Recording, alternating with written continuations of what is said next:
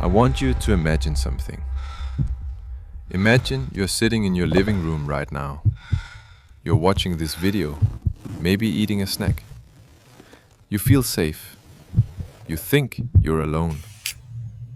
But imagine that just a few inches above your head, inside the dark, dusty space of your ceiling, someone is watching.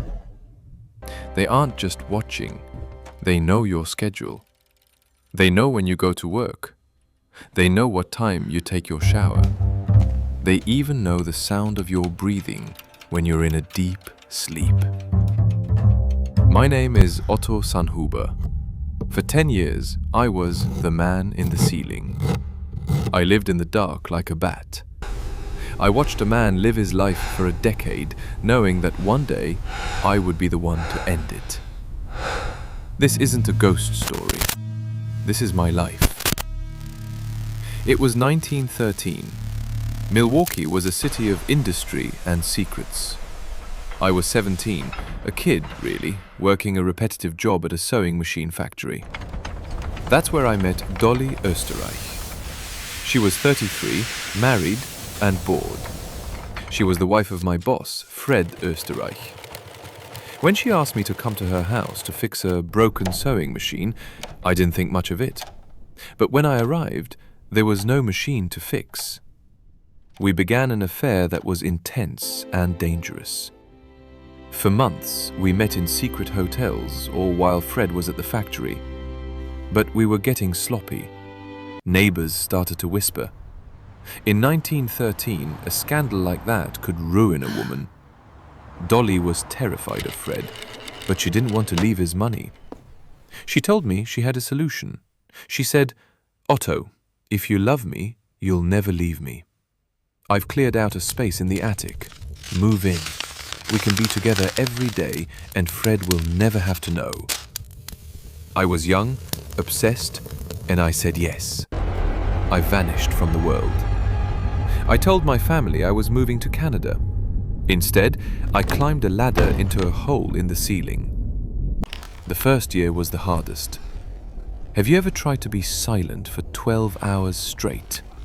If I coughed, I was dead. If I dropped a book, I was dead. I learned to walk on the wooden joists of the house so the floorboards wouldn't creak. I became a master of weightlessness. The attic was tiny.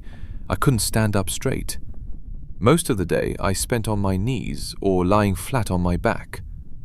When Fred left for work at 7:30 a.m., Dolly would come to the hatch and unlock it. That was my daylight. We would eat breakfast together, I would do the dishes, and I would help her clean the house.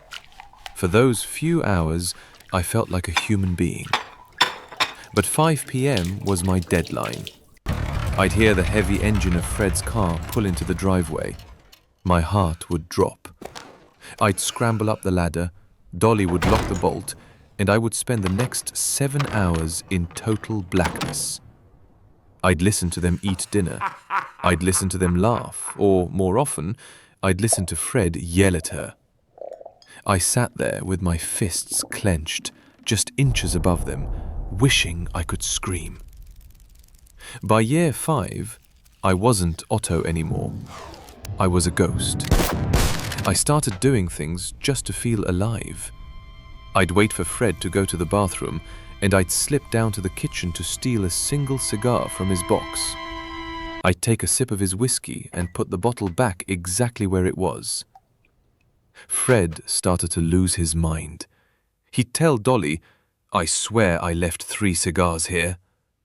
She would tell him he was drinking too much, that he was imagining things. I watched him through my eye hole.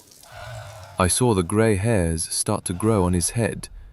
I saw him age, while I stayed frozen in time in the dark. In 1918, Fred decided to move the family to Los Angeles. I thought it was over, but Dolly insisted the new house had to have an attic. I traveled across the country in a shipping crate. I was nailed inside a box for days, tossed around by luggage handlers, breathing through tiny holes I drilled in the wood. When the box was finally opened, I was in a new attic, in a new city, but the nightmare was the same. August 22nd, 1922. The heat in Los Angeles was unbearable. The attic felt like an oven. Downstairs, the fighting had reached a boiling point. Fred had discovered that Dolly had bought some expensive jewelry without telling him. Look at these. He was screaming. Where did this come from? I heard a loud thud, the sound of Dolly hitting the floor. I didn't think, I didn't plan. I grabbed the 2 small pistols I kept by my sleeping bag. I kicked open the attic door and dropped into the hallway. When Fred saw me, he didn't even recognize me as a man. I was pale, my hair was long and matted, and I was wearing rags. He thought I was a burglar or a demon. He lunged at me. I pulled the triggers. 3 shots. Fred collapsed onto the rug. The silence that followed was the loudest thing I've ever heard. Dolly didn't scream. She looked at me, then at the body and said, "Lock me in the closet. We have to make it look like a robbery." We need to hurry The police now. were baffled.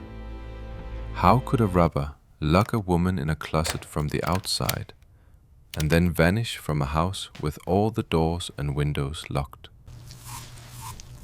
They suspected Dolly, but they had no proof, and they never, not once, looked in the attic. I lived in that house for another full year with a dead man's ghost. Eventually, Dolly and I drifted apart. The blood stayed between us. In 1930, the secret finally broke when Dolly's new boyfriend found one of the guns and went to the police. When I was arrested, the public was obsessed. They called me the Batman. They couldn't believe a man could disappear into the wood and plaster of a home for a decade. I was convicted of manslaughter, but a strange thing happened. Because I had lived in the attic for so long, the statute of limitations had actually passed. I was a free man. I spent my youth in a hole in the ceiling for a love that wasn't real. I killed for a woman who eventually replaced me. So, next time you hear a sound in your attic, a soft footstep, a muffled cough, don't just ignore it. Because I know better than anyone, houses don't creak. People do.